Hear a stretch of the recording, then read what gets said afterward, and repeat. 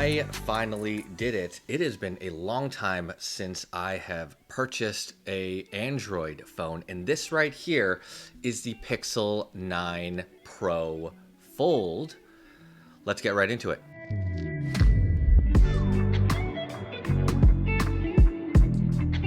Welcome back to the channel. My name is Desmond. I make content about tech and travel gear, and the latest tech I've got in my hands right now is the all-new Google Pixel 9 Pro Fold. That is a bit of a mouthful, but what I will say that's meaningful to me at least is I haven't used an Android phone in probably a decade. Not that they aren't great, I've just been an iPhone user because of the ecosystem, because of the OS and the simplicity of it. But now that I've had my hands on a flagship Android phone, I'm realizing that there aren't that many major differences. And in fact, I may actually like this more.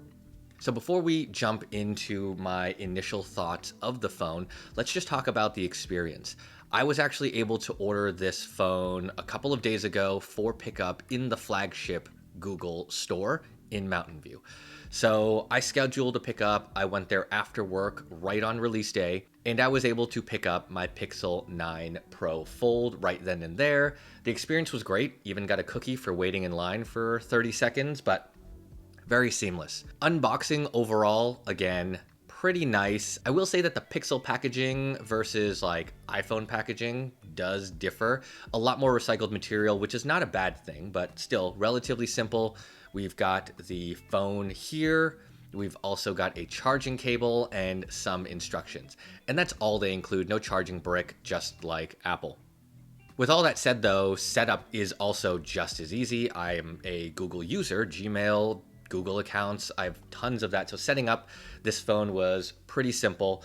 And what I will say is I have really been enjoying this form factor. I know that Androids have, of course, been innovating and around for a really long time. And Google over the last 10 years has really been improving their Pixel lineup. I just haven't been dabbling in it because there just hasn't been anything special for me. The other thing that you're gonna notice is I don't really do a lot of mobile phone reviews because I've been an iPhone user for so long. I don't see a lot of value or interest in reviewing the latest iPhone for you guys. There are just so many iPhone 13, 14, 15, and ultimately the 16 is coming out. Reviews from so many great creators.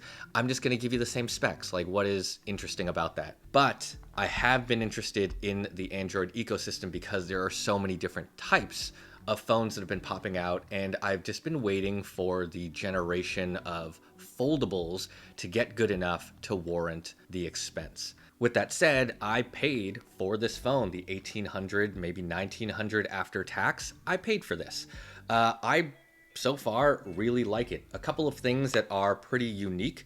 First of all, folded, this is not dissimilar to the form factor of my iPhone 15 Pro Max, both in size and in thickness.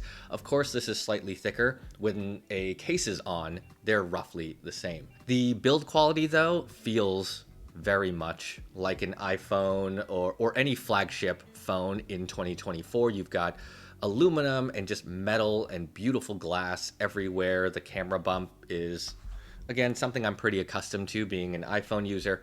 But of course, why I bought this particular phone is because it folds open. And that is the main reason why I decided to switch over to Android. As mentioned though, this video is not sponsored by Google or the Pixel team, but there is a sponsor for this video, and that is Flexispot. And it's thanks to sponsors like that that I can continue to invest in new tech, buy these things for myself so that I can review them for you. Now, what you're probably seeing right here is this chair. I do a lot of content creation. I do a lot of filming and editing at my desk. This right here is the Flexispot C5 ergonomic chair. And I've been testing this for the last few weeks, and I really like it. Now, what's special about this particular chair over some of the others is the built-in lumbar support. So as you can see here, I can adjust the depth of the lumbar support, which again, I'm sitting at a desk all day editing, or I'm in meetings. I just spend a lot of time in front of a computer screen. Lumbar support is really important for me.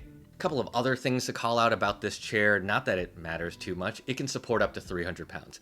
I am not 300 pounds, so this thing is fantastic. It does a great job, but just know that it can. And then what I've found that's really nice, especially when I am on my new Pixel 9 Pro Fold, is if I'm browsing, I can kind of just lean back in this chair comfortably, kind of play with my phone, consume some content.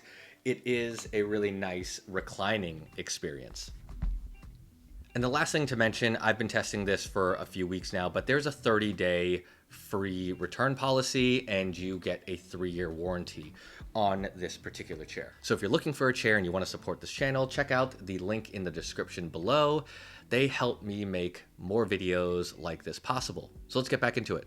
So far, I've only had this for about 24 hours, but my initial impressions are pretty good because doing anything with the screen from a media consumption, email, web browsing perspective is better than a smaller screen, in my opinion. Of course, maybe you can see here, I've got a light shining directly on it. There is the crease, and I'll show you a couple of angles. With that said, unless you are intentionally trying to bring the crease out, it actually doesn't end up becoming very noticeable. So for me, especially when I am browsing the internet, watching YouTube at night in my room, or just in an office out of direct sunlight, that crease disappears with the media.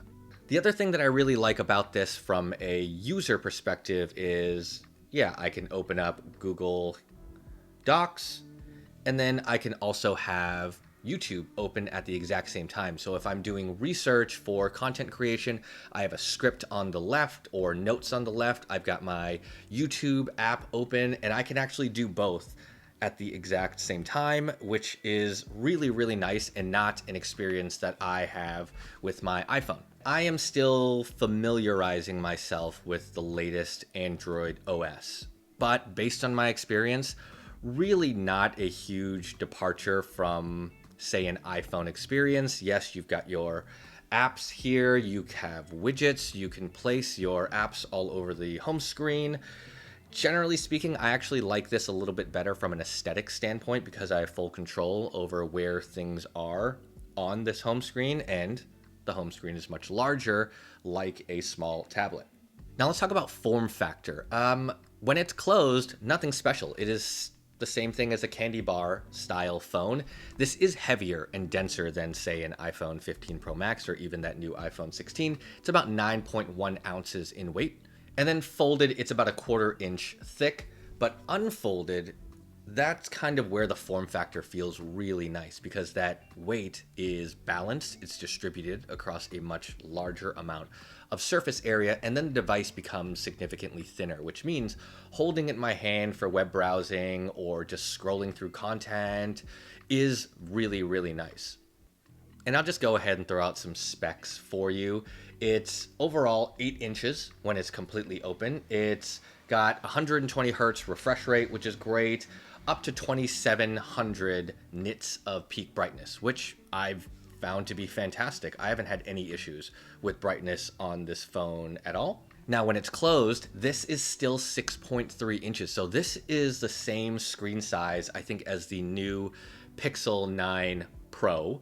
And again, it's not dissimilar to the screen size of my iPhone 15 Pro Max. So when it's closed, this is the size of a standard candy bar phone. Similar specs with the front screen, about 120 hertz refresh rate, 2700 nits of brightness, overall full HDR support. Generally speaking, this front screen looks beautiful. Let's talk about a few of the things that are supposed to make this thing special, other than the form factor and the fact that it folds open, which really I do love. What I will say though is, for those of you that are kind of worried about the crease, what I've already started to pick up over the last 24 hours or so is once you get used to it, it disappears almost entirely. But what I've noticed is when I use the phone this way, where you can see here the crease is kind of in the center, I notice that crease even less. And I actually really like holding it this way because the screen is back here, and that's maybe one of the downsides, but this screen it's nice and grippy for my fingertips. So when I'm holding it this way, I feel a good amount of grip. The back of this aluminum is very slippery. So when I'm using it fully open, I actually use the phone like this. So I get the benefits of kind of the grippy screen, and the crease disappears even more into the experience. Now, the downside to that is, and to any phone like this, is there's just a lot of screen here. So I've got fingerprints all over this. I wiped this thing down before I made the video, and there are fingerprints all over it now. That's totally fine. I don't really notice it that much. I just wipe this thing down whenever I have the opportunity. But I do really, really like using it this way. And that eliminates kind of the extra shine or distraction that a crease in a folding phone would normally create. This also includes face unlock, but I don't think it includes LiDAR. On top of that, though, it does have fingerprint unlock. So I find myself using that a lot as well. So both options work. It always unlocks, which is fantastic. And then the camera. The camera right here, I actually think this is really nice. I'm gonna go ahead and turn it on for you guys. Generally speaking, I think the camera looks great. But one of the benefits of the camera on a device like this is this feature. I actually really like this, the fact that I can use the front screen as a monitor for what I'm filming. If I'm filming kind of selfie style, I can see myself. I actually think this might be a great feature for content creators who do a lot of stuff on their iPhones, or maybe you're in the Android space. Having this means I can film while I see myself, so I can vlog. The field of view is actually perfect. It's probably equivalent to about a 20 millimeter. So I think it looks great because I can see myself while I am filming with the higher quality front facing camera. Since we're talking about the camera, another couple of things that set this apart from, say, a standard phone experience is this new feature called Made You Look. It's really designed for you to get the attention of kids or other things that you're filming and you want them to look at the camera. So you can actually go ahead and change this up. You know, I've got a little fish here, I've got a chicken, I've got whatever this thing is, but that's just a really interesting way to use this camera. And then finally, you have dual screen. So not only can I see what's happening in front of my camera, you, if you're on the other side, you can also see what's being shown. So if I'm taking a photo of people, they can properly line themselves up. They can see what I'm seeing. And again, it just adds to the overall content creation experience. Now, through my very limited testing, the camera is great. The quality is really nice. It's a 48 megapixel camera. You've got 3 different types of lenses in here: standard, wide, and telephoto. Image quality compared to the iPhone 15 Pro Max feels very similar to me. Also, though, if you've ever seen my channel before, you know I probably don't do a lot of mobile photography. I always carry a camera. If it's a Leica Q2, if it's my new Sony A7CR, I just prefer to take photos and do videos on full frame cameras. That's my preference, not everyone's. But I will say, if you are a fan of the iPhone 15 camera quality, this is not a slouch. This is going to give you something very, very comparable, if not better in certain situations. Finally, the last piece that sets this apart, but probably not for long, is Google Gemini. That is Google's new advanced AI assistant. It is built into this phone. You get 1 year of Gemini Advanced as well with this, which just gives you a lot more powerful AI features, a lot more contextual conversations. All of this is grounded in even more data, especially since this is a Google phone. It has access to that repository of information, which means the information that you're getting, the prompts, all of that is going to be grounded in better data. With that said, I've actually been using it a lot. I like having conversations with Gemini Live, which is their conversational AI assistant. You can talk to it in a very organic, real type of conversation, or you can just do something very web-based or text-based. I actually think this performs better than ChatGPT as well when it comes to coming up with YouTube titles or ideas or giving me answers and just information or crafting emails, because it does have access to a lot more data. Also, Gemini is baked into Gmail, Google Calendar, Google Docs, all the Google apps that I use to run my content and YouTube business. So again, over the last 24 hours I've been using this. I actually really like how deeply integrated and almost seamless it is to use and activate Gemini. But like I said, that advantage is probably short-lived. The Apple event is coming up in about a week where they are definitely going to announce the latest version of Siri and Apple AI. So you're probably going to see a lot of similar functionality coming out of the iPhone 16, which again is great. So more AI, more seamless value in our new smartphones. So what I will say, having used this, is I probably won't be dropping the iPhone. But I won't be getting rid of this either. I'll actually have both. I will keep this as a personal device. I'm heavily invested in the Apple ecosystem, but the Pixel 9 Pro Fold is going to be the device that I use to run my content and YouTube business off of.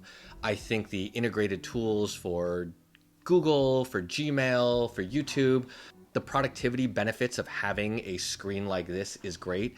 And I personally like to keep my business and my personal life separate. It just helps me treat this channel and this business like a business. And I keep everything else personal on my iPhone. It's also a excuse to keep both phones. So I'm going to be keeping both, and I'll probably come out with a longer term review to tell you how I feel between Android and iPhone, but this is the first phone in a very long time that I've been excited enough to talk to you about.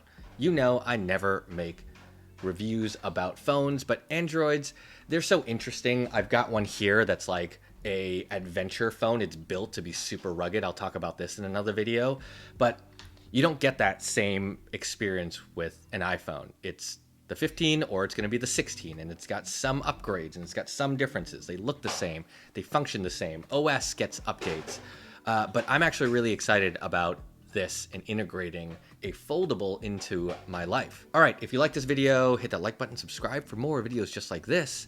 I will catch y'all in the next one.